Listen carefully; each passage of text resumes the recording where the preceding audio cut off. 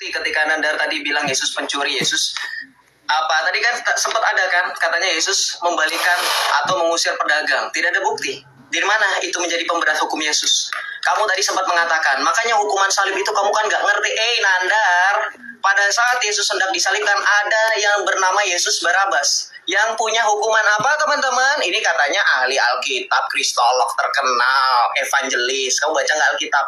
Di situ ada Barabas yang juga dihukum bersama Yesus. Kenapa dosanya? Mencuri. Kalau seandainya Yesus punya dosa lebih besar daripada Barabas, tidak mungkin kemudian Barabas ikut dibebaskan. Ngerti kamu? Waduh, gini aja logika sederhana nggak ngerti.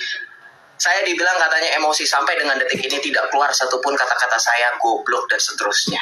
Perhatikan loh, saya tidak NPD seperti kamu. Inilah suri tauladan Muhammad yang sesungguhnya dalam perdebatan yang singkat namun padat ini kita bisa buktikan.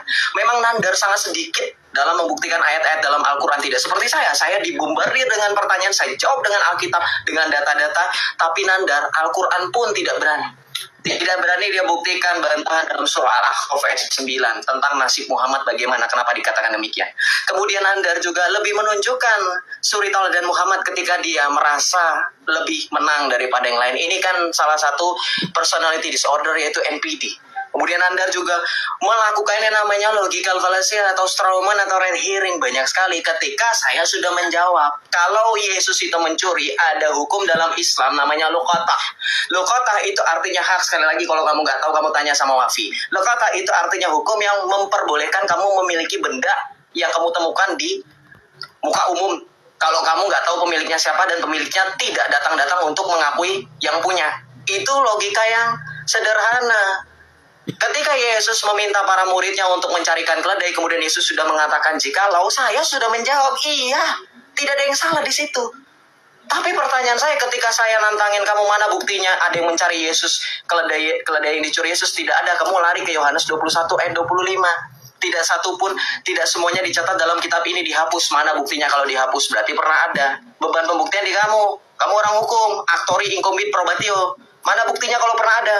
Kalau sama kamu berani mengatakan itu dihapus, kamu itu banyak punya utang data loh. Bilang Yesus kawin nanti di sesi yang lain. Kalau misalkan nanti, nggak usah kamu bawa. Saya berani mengatakan Muhammad itu A, B, C. Kalau saya nggak punya data, saya lebih baik nggak mengatakan. Kamu kan orang hukum. Ngomong sesuatu masa datanya belakangan. Oke, yang berikutnya. Kamu itu menekankan sekali lagi Yesus itu masuk neraka. Sedangkan kamu baca di dalam Alkitab, Yesus itu di dalam Kisah Para Rasul 1 ayat 11 naik ke surga. Naik ke atas ke langit. Siapa selain daripada Allah yang bertahta dalam kerajaan sorga? Kamu tanya sama orang-orang Ahlussunnah wal Jamaah ketika ditanya, Allah fis sama, Allah itu ada di semayam di atas arasy, di atas langit ketujuh. Siapa yang naik ke langit? Kalau Muhammad naik ke langit aja perlu perantara. Beda dengan Yesus dengan kekuatan dirinya sendiri. Kisah Para Rasul 1 ayat 11. Ya, itu suri tauladan yang nyata. Kemudian Yesus itu mengasihi, Matius 5. Dalam perikopnya ketika dia berbicara di Bukit Khotbah Bahagia, Matius 5 ayat 9. Maka kesimpulannya teman-teman, dalam debat kali ini saya menghargai Nandar. Saya tidak sama sekali kemudian merendahkan posisi Bang Nandar di sini. Namun agaknya penghormatan dari Bang Nandar itu tampak sia-sia ketika tadi ternyata dia tidak mampu menahan emosi. Katakan saya yang emosian, tapi ternyata dia pun sama. Ya, jadi di sini paling tidak saya bisa menampilkan keunggulan dari sisi kami adalah kami membuktikan dalam Alkitab Yesus tidak berdosa, Yesus itu mengasihi. Kemudian ketika dikatakan Yesus mengatakan orang bodoh itu kepada orang-orang Farisi yang kemudian memelintir ayat Alkitab, maka Al-Quran pun mengatakan yang sama. Ya ayyuhal kafirun, dan orang-orang yang tertutup dan orang-orang musyrik. Al-Quran pun mengatakan yang sama, jadi tidak beda. Dikatakan demikian karena ada konteksnya. Jadi balik lagi, ketika berbicara dengan tema siapakah suri tauladan yang sejati, saya percaya saya sebagai mantan Islam, saya telah selesai mengikuti Muhammad sesuai dengan jalurnya. Muhammad hanya dengan sampai di pertengahan jalan, tapi dari tengah jalan sampai dengan akhir tujuan, saya percaya Yesus yang menuntun saya.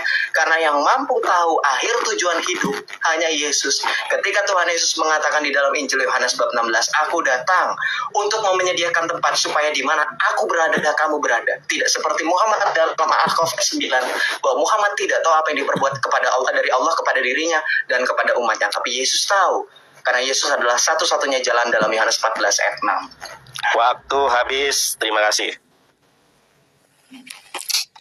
Oke, sekarang closingku. Waduh, teman-teman, kita menang debat, kalah PK nih. Baik. Ya, nanti next time kita bahas Yesus kawin ya, baru ini. Nah, oke, terima kasih. Ya, sebetulnya saya nggak pernah emosi dari tadi. Saya hanya mencontohkan bagaimana Yesus menyebut orang lain goblok. Ya, ayatnya kan ada, Yesus menyebut orang lain bodoh. Sementara di sisi lain, katanya Yesus itu ke sorga. Ternyata di sisi lain, siapa yang menyebut orang lain bodoh, dia harus ke neraka. Yesus sendiri malah menyebut orang lain bodoh, berarti Yesus berdusta. Ya, apalagi kau katakan dia ke sorga. Dari mana ayatnya? Dari pertama sampai selesai, kau tidak pernah menunjukkan data seperti saya. Sekarang saya tanya, ya, ini closing ya.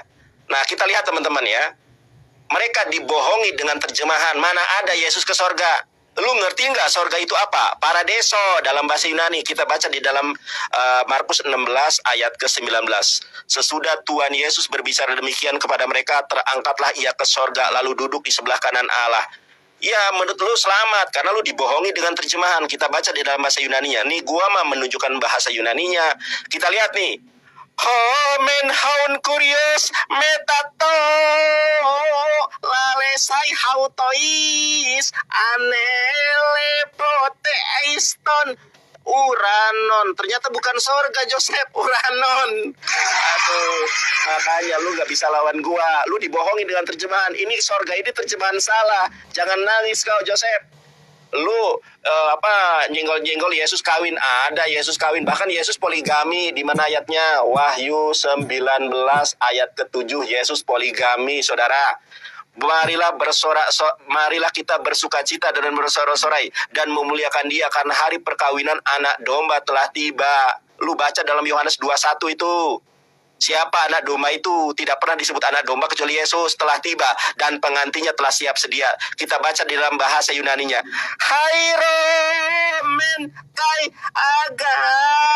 agaliometa kai domenten dokshan hautooti elten ho yes ono hoga mosto arnio kai gune. Ternyata Yesus mengawini banyak orang. Ini ada kata apa? Makanya belajar Yunani.